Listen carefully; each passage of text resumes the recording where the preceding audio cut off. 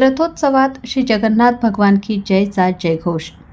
पंचवटी देशभरात साजरा होणाऱ्या जगन्नाथपुरी यात्रेला प्रारंभ झाला असून नाशिक शहरात देखील जगन्नाथ रथयात्रेचे आयोजन करण्यात आले। पंचवटी परिसरातून या रथयात्रेला सुरुवात करण्यात आली।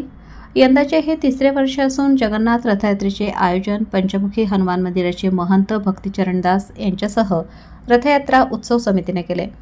जगन्नाथ रथयात्रेला पंचवटीतील पंचमुखी हनुमान मंदिरापासून सुरुवात करण्यात आली।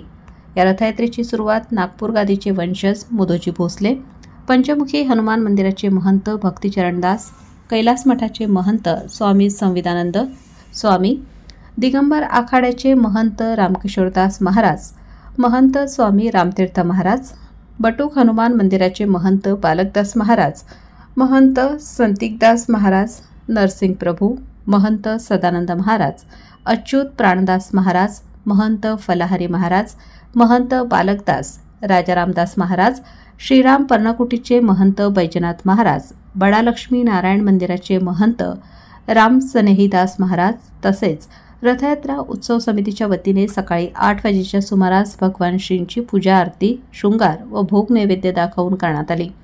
जगन्नाथ रथोत्सवाच्या दिवशी पावसाने उसंत घेतल्याने शहरभरातून भाविकांनी या ठिकाणी मोठी गर्दी केल्याचे बघायला मिळाले।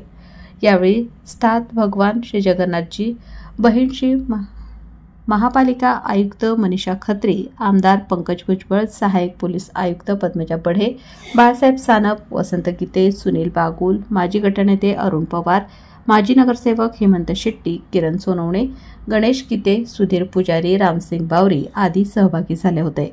सुभद्राजी व बंधू बलभद्रजी यांच्या मूर्ती विराजमान करण्यात आलेल्या होत्या। रथयात्रा मार्गावर पोलिसांकडून चोख बंदोबस्त ठेवण्यात आला।